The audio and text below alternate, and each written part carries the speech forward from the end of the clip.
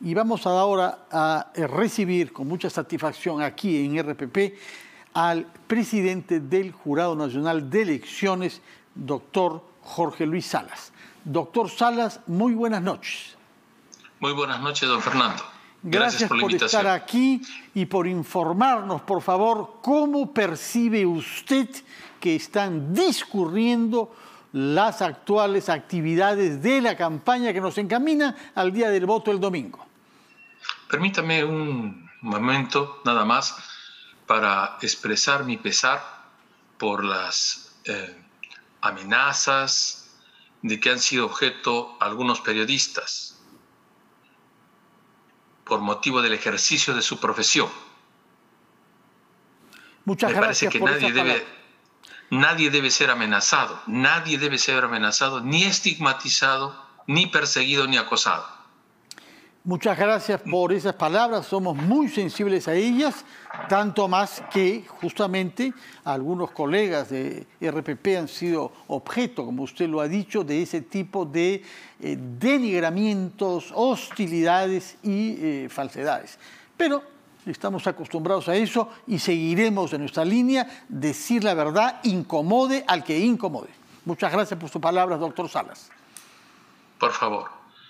Sobre su pregunta en concreto, esta es una campaña muy difícil, muy complicada, no solamente por la pandemia, sino por la enorme polarización derivada de la fragmentación social que existe materialmente en el país.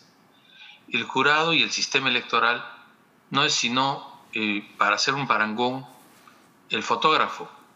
Nosotros hemos tomado una fotografía al panorama cívico y político, y el resultado de la foto nosotros lo respetamos completamente, lo hemos respetado y lo seguiremos respetando. Nosotros no retocamos, nosotros no maquillamos la fotografía, ni la repintamos con el objeto de que se produzca de X o Y forma el resultado. Estamos trabajando con lo que significa transparencia y además corrección. Las entidades del sistema internacional de veeduría presentes ya en el país en la primera vuelta volverán en la segunda, ya están aquí, es más, y van a constatar seguramente que lo que le estoy diciendo es una realidad, no es solamente una promesa. Ciertamente hay cuestiones para perfeccionar. No hay un sistema absolutamente perfecto, pero nuestras elecciones son aceptables y razonables. Así ha sido señalado bajo los estándares de calidad que los observadores internacionales han visto. Sin embargo... Está todo a punto. Sí, lo escucho. Sí, justamente puesto que usted menciona a observadores internacionales, tenemos entendido que hay en total 23 misiones extranjeras de observación electoral que han sido aceptadas y que están cumpliendo su función, porque no es solamente el día del voto, sino también todo lo que los precede, incluida la prensa que forma parte de la observación electoral. Y sin embargo, hay un hecho que ha dado lugar a críticas y comentarios de uno de los dos candidatos, el señor Castillo, para nombrarlo por su nombre, quien se ha sentido indignado porque no se hubiese aceptado a un grupo de observación electoral que manifiestamente pidió ser observador en este proceso fuera del plazo previsto por la ley, que no le impidió hallar en este acto, que no es una aplicación de una regla, un indicio de un eventual fraude. Es lamentable, ¿no? Porque el que llega tarde para inscribirse no puede decir que hay fraude porque llegó tarde para inscribirse, ¿no? El que se inscribió lamentablemente tarde para observar, pues llegó tarde, no hizo lo que debía cuando debía. Lamentamos realmente ese tema porque si se hubieran inscrito a tiempo no habría ningún inconveniente. Estamos viendo la posibilidad de que en adelante, porque tendrá que ser una cosa a futuro, un asunto a futuro, se pudiera habilitar alguna suerte de acompañamiento electoral como existe en otros países, ¿no? Con la finalidad de que aquellos que quisieran venir y que acreditaran tener alguna experticia en esta materia pudieran intervenir también. ¿no? Pero en condición de acompañantes electorales, porque si quieren ser observadores tendrán que hacerlo dentro del marco temporal de la ley.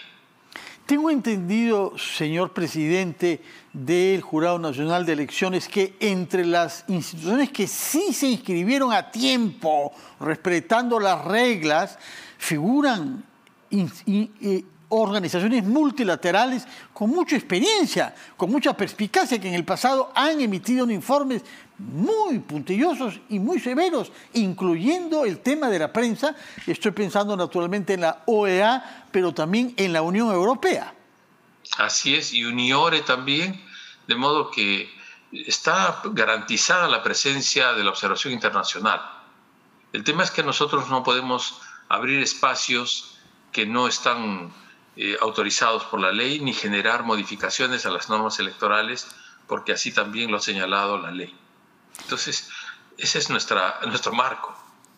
Ya, otro tema que ha dado lugar a cuestionamientos, críticas, dudas, es la renuncia de 3 de los 5 miembros del Tribunal Ético Electoral.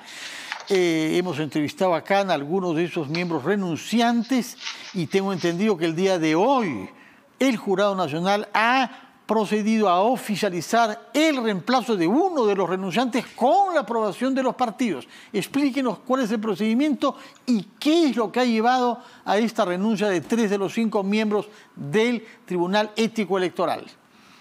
Bueno, la razón que se ha explicado, que se ha señalado, es que no se habrían dado facilidades logísticas, ¿no? Pero yo estimo que esa puede haber sido una causa de una corrección, ¿no? Una causa que no es definitiva, una causa que no... Pero en fin, ese es mi punto de vista, ¿no? Pero hemos solicitado se reconsidere esa postura y somos respetuosos de la determinación de no continuar. De acuerdo. Lo que correspondía hacer y se ha hecho es convocar al que continúa en la lista. La señora Shadi y la doctora Shadi está con algunos impedimentos de orden personal que no es del caso explicar, y hemos tenido que, por tanto, convocar con mucho agrado también a doña Mariela Noles Cotito, que es una persona muy conocida, muy participativa, y está en el jurado. ¿Por qué 3? Porque hay que evitar que haya paridad y que no se puedan resolver los asuntos, ¿no?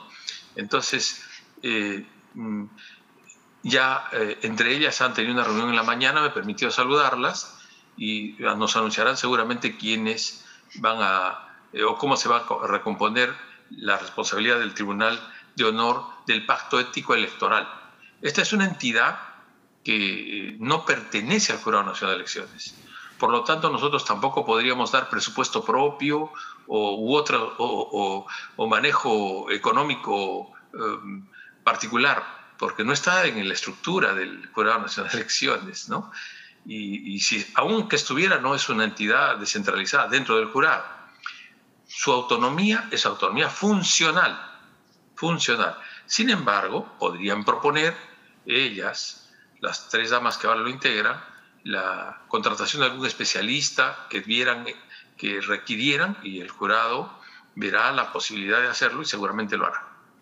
Otro punto que da lugar a cuestionamientos y hasta diría murmuraciones tiene que ver con la publicidad en muros en las calles. Muros, algunos de ellos naturalmente luminosos, que hemos visto en varios barrios de nuestras ciudades. Explíquenos cuál es la función propia del Jurado Nacional de Elecciones respecto de estos temas y qué es lo que corresponde a la OMPE. Ya, en realidad la OMPE es la que tiene que ver con el tema de financiamiento, porque este no es un tema de publicidad, porque no hay expresamente un asunto directamente vinculado a la publicidad, ¿no? Electoral prohibida. Entonces aquí lo que sí puede haber es un financiamiento incorrecto, ¿no? Por no decir ilegal, y es por eso que la OMPE ha intervenido, según tengo entendido, para revisar la materia. Entonces ya está en ese canal. O sea, no es que el sistema electoral no ha reaccionado, sino que ha reaccionado como corresponde, por donde corresponde. Pero no compete el tema directamente al jurado que usted preside. No, esa materia no. De esa acuerdo. materia no. En ese sentido no. Otro tema que se ha planteado es el famoso tema de las dádivas, y algunos han interpretado que han habido dádivas indirectas al anunciarse de lo que significaría para ciertas familias o ciertas comunidades en caso de que se aplicara el canon minero bajo la modalidad que la señora Fujimori plantea. Bueno, esa materia no ha sido analizada por el Jurado Nacional de Elecciones, y quien le habla como juez electoral no puede adelantar qué parecer tendrá. Si en el caso intervenga fiscalización, en el caso de que lo haga, digo, seguramente que en algún momento, después de atravesar el tamiz del Jurado Electoral Especial, que es la primera instancia, si es el caso, será conocido por el Jurado Nacional de Elecciones. De modo que no es un asunto que pueda yo en este momento decirle, a mí me parece, o yo creo, o estimo, ¿no? Usted, como es una persona, un periodista experimentado, me entiende perfectamente. Sí. Otro tema, señor presidente del Jurado Nacional de Elecciones, es el malestar que produce entre muchos ciudadanos el descubrimiento de que hay algunos congresistas electos que vienen siendo investigados por la justicia en razón de su pertenencia o su acercamiento o su complicidad con grupos terroristas o emparentados con el terrorismo. Yo quisiera saber qué es lo que decide el marco normativo vigente en el Perú respecto del derecho a candidatear de personas como el señor Bermejo, que sabemos está siendo juzgado por esa razón. Sí. También una excelente pregunta, porque permite aclarar que, de acuerdo al marco normativo, solamente pueden ser excluidos de la candidatura aquellos que se encuentran condenados, por lo menos en primera instancia, por delito cualquiera que sea, doloso. Y desde luego dentro de ellos el delito de terrorismo, por supuesto, si hubiera condena. Pero aquí no solo no hay condena, sino que en el caso del señor Bermejo lo que hubo fue una absolución que el Poder Judicial anuló y ordenó un nuevo juzgamiento. Entonces, es bueno que la colectividad conozca que el Jurado Nacional de Elecciones no puede generar motivos de exclusión, no puede excluir a quien le parezca o anteponer sus criterios para excluir. Debe cumplir la ley. Y la ley dice que no se puede excluir a nadie que no esté por lo menos condenado en primera instancia, expresamente así lo señala, y eso no tenemos, porque hay otros candidatos que también están procesados por delito, pero no están condenados en primera instancia, de modo que tampoco pueden ser excluidos. Y si fuera condenado siendo ya congresista investido, ¿cuál sería la situación? Esa materia ya tiene el Congreso que dilucidar, tiene el Congreso que determinarla. Probablemente excluirán al condenado. De acuerdo. Por otra parte... Lo inhabilitarán y pedirán que el Jurado Nacional de Elecciones excluya. Sí. Si es que es condenado de manera definitiva, o la primera condena. O la primera condena bastaría ya. Yo creo, me parece, no tengo la certeza absoluta, pero me parece que en el caso del Congreso se habla de sentencia definitiva, me parece. Eventualmente segunda instancia. Pero no le aseguro a rajatabla porque no tengo el dato exacto. Hemos tenido el caso de un congresista que ha sido condenado 2 veces y como ha presentado un recurso ante el Tribunal Constitucional, siguen ejerciendo como congresista. Pasan esas cosas pues, en el país, ¿no? También cuando formé parte del Comité de Levantamiento de Inmunidad Parlamentaria, el Congreso cerró la posibilidad de remitir para el cumplimiento de sentencia a un señor congresista en ese tiempo, a la espera de que se produjera un pronunciamiento jurisdiccional, pero de un proceso excepcional que finalmente se produjo y bueno, pues ya está. De acuerdo. Se denegó esa posibilidad. Ahora bien, lo más grave de todo es que hayan compatriotas que no puedan votar. Y ese temor se ha planteado en el distrito de Vizcatán de Lene, donde se produjo el atroz crimen terrorista de hace 10 días. Sería lamentable que, además de haber sufrido en sus carnes y en su seguridad en sí mismos, además se vean privados de un derecho fundamental. ¿Qué nos dice el Jurado Nacional de Elecciones que se ha hecho para garantizar que esos compatriotas puedan ejercer como el resto su derecho al voto? Bueno, hay que deplorar marcadamente un acto de esa naturaleza, en principio, y extender una vez más las condolencias a las víctimas, es decir, a sus parientes, que también son víctimas desde luego. Pero en segundo lugar, señalar que la OMPE tiene que tomar una determinación sobre ese particular. Probablemente sea el traslado de las mesas de votación para que puedan votar en otro sitio si es que el lugar es inseguro. Este es un asunto de seguridad policial y militar. El Jurado Nacional de Elecciones no tiene injerencia en esas materias. Y yo asumo que la OMPE está trabajando ese tema estrechamente vinculada con la Policía Nacional y también con el Ejército Peruano, o con las Fuerzas Armadas en general. Porque, como usted bien ha señalado, lo que se debe garantizar es, hasta donde sea razonable, la posibilidad de votar, porque es un derecho, no solamente un deber, sino también un derecho, ¿no? Y abrigamos la esperanza de que se pueda hacer en términos que sean aceptables también para la colectividad. No sé si quiere formular palabras finales para los televidentes de RPP que ya saben que estamos ante una elección muy importante, como lo son todas, pero esto es particular por la pandemia, por la polarización, por la crisis económica, y que quieren quizás sentir de usted una palabra clara de compromiso con el respeto irrestricto a lo que las urnas manden. Es así, yo tengo muchos años de juez, y de juez de la Corte Suprema ya 10 años. Y creo que una característica de mi proceder ha sido la imparcialidad. Yo he sido elegido por mis pares para formar parte del jurado y presidirlo. De modo que yo no tengo deudas políticas ni de ninguna clase que me ate. Y garantizo, por tanto, un proceder imparcial en las elecciones, como lo fue en la primera vuelta y ahora en el balotaje, que es el nombre técnico de la segunda vuelta. Requerimos que la colectividad asista a votar, porque es un deber y un derecho ciudadano importante para la renovación de las autoridades que nos han de regir los próximos 5 años. Requerimos que la colectividad deponga actitudes de violencia, de amenaza, de polarización, porque de esa polarización no se va a obtener paz. De esa polarización no se va a obtener cosas positivas. Esperamos que la ciudadanía concurra con las reglas de bioseguridad razonables para evitar contagios y llevar esos contagios a sus casas.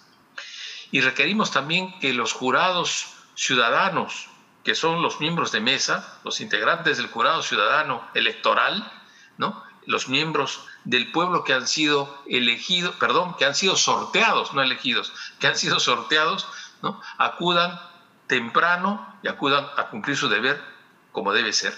No es posible articular un fraude arquetipado, ¿no?, que importa en principio el utilizar padrones que se cerraron hace un año para señalar, hace más de un año, para señalar que el Jurado Nacional de Elecciones ha cerrado el padrón electoral con la finalidad de favorecer o perjudicar.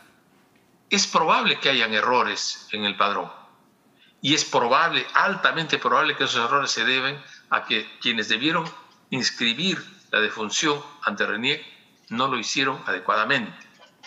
Lo que no significa que vayan a haber votantes fantasmas o aprovechamiento de esas votaciones, porque quien se acerque a votar sustituyendo, suplantando, cometería delito, y porque tendría que hacerlo con la comisión, a su vez, de otro delito, que es el de falsificación de documentos públicos, porque tendría que falsificar un DNI. Bueno, si falsificar un DNI resulta un poco audaz, para que la votación sea significativa tendría que adulterarse no menos de 250.000 DNIs. para que tenga la significación de un punto porcentual. Entonces, es una fantasía grave. Hablar de fraude en este momento es hacerle daño a la democracia, es sembrar dudas con la finalidad ulterior de desconocer los resultados, ¿no? Entonces, el Jurado Nacional de Elecciones va a proceder como debe proceder, respetando irrestrictamente la voluntad popular. Muchas gracias, doctor Jorge Luis Salas, presidente del Jurado Nacional de Elecciones, por esta reiteración de su compromiso con elecciones que sean, como ha sido la primera vuelta, inapelables. Eso es lo que el Perú espera de usted y del cuerpo que usted preside. Muchas gracias. Tenemos deberes sagrados que cumplir y los vamos a cumplir. Muchas gracias por ese compromiso reafirmado en RPP esta noche. Muy buenas noches, doctor Jorge Luis Salas. Vamos a hacer una pausa y después de haber hablado de la ley y del respeto a la ley y del respeto a la ley electoral, hablaremos con dos políticos. Primero un miembro del equipo de la campaña de Keiko Fujimori, Carlos Brus, y después con un miembro del equipo de la campaña de Pedro Castillo, Gonzalo Alegría.